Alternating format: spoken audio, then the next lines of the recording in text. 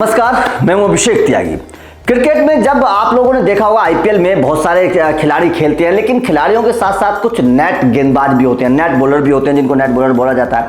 और वो net bowler जब भी मैच होता है उससे पहले प्रैक्टिस करवाते हैं, अपने बल्लेबाज को प्रैक्टिस करवाते हैं, क्योंकि जो प्रमुख गेंदबाज होते हैं वो उस वक्त नहीं होते क्योंकि उनके चोटिल होने का डर ज्यादा होता है, इसलिए नेट बॉलर से ज्यादा प्रैक्टिस करवाई जाती है बल्लेबाजों को। अब यहाँ पर एक सवाल होता है, मैंने सोचा कि आप लोगों को जानकारी दे दी जाए कि क्या नेट बॉलर को पैसे मिलते हैं? जो टीम नेट बॉलर को खिलाती है, क्या टीम उसको पैसे देती है? आखिर नेट बॉलर का क्या नियम है, क्या कायदे हैं, किस नियम कानून के तहत नेट बॉलर आते हैं और कौन सा वो नेट बॉलर था जिसकी किस्मत बदल गई? तो मैं अपनी इस रिपोर्ट में आपको इन तीनों चीजों के बारे में बताऊंगा। देखिए, सबसे पहले मैं आप लोगों को बता दूं कि नेट बॉलर को कोई पैसा नहीं दिया जाता है, उसके पीछे की कुछ वजह है वो मैं आपको समझाऊंगा। लेकिन जब कोरोना के टाइम में, कोरोना का टाइम था जिस वक्त बायो बबल था और टीमें अपने पूरे खिलाड़ियों को, नेट बॉलर को बायो बबल में रखती थी, उस वक्त नेट बॉलर को 5 लाख रुपए दिए जाते थे और क्योंकि और उसका खाना खर्चा टीमें अपनी तरफ से वहन करती थी, क्योंकि वो नेट बॉलर बायो बबल में रहता था 2 महीने के लिए। जब आईपीएल का जो सीजन होता है उस पूरे सीजन के लिए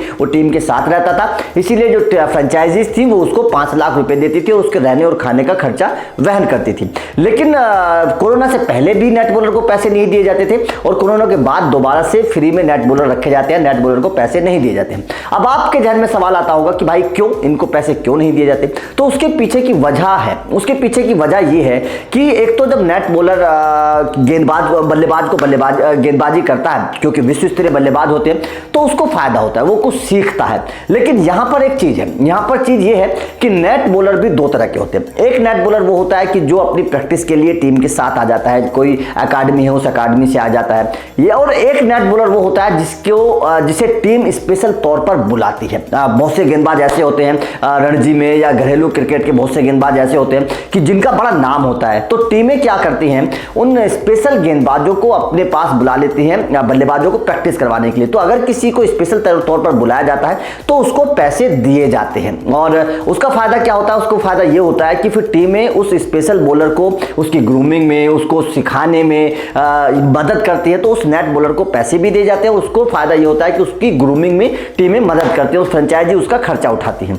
अब यहां पर अगर मैं उस नेट बॉलर की बात बताऊं जिसकी किस्मत बदली है, तो उसका नाम है उमरान मलिक।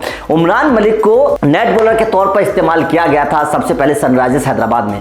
सनराइजर्स हैदराबाद को उनकी स्पीड अच्छी लगी, उनकी गेंदबाजी अच्छी लगी, जब बल्लेबाजों को उन्होंने गेंदबाजी की तो बहुत अच्छा लगा। तो सनराइजर्स हैदराबाद ने फिर उमरान मलिक को अपनी प्लेइंग 11 में शामिल किया। तो नेट बॉलर से उमरान मलिक पहले सनराइजर्स हैदराबाद की प्लेइंग 11 में गए और उसके बाद में उमरान मलिक ने टीम इंडिया तक का सफर तय किया। तो ये 3-4 साल उमरान मलिक के लिए बड़े अच्छे रहे हैं, क्योंकि उमरान मलिक कोई प्रमुख गेंदबाज नहीं थे सनराइजर्स हैदराबाद के, वो पहले नेट गेंदबाज के तौर पर शामिल हुए थे। तो अगर कोई नेट गेंदबाज ऐसा होता है जिसके पास टैलेंट है, कामयाबी है, तो फिर उसका नतीजा क्या होता है आपने उमरान मलिक से देख लिया होगा। उदाहरण के तौर पर सबसे बड़े गेंदबाज उमरान मलिक रहे हैं, जो पहले नेट गेंदबाज के तौर पर शामिल हुए थे और उसके बाद में उन्हें टीम इंडिया तक का वो पहुंच गया। अब्दुल समद के पीछे, इसके पीछे बहुत बड़ा हाथ हुआ करता था। अब्दुल समद ही उमरान मलिक को लेकर आए थे सनराइजर्स हैदराबाद में।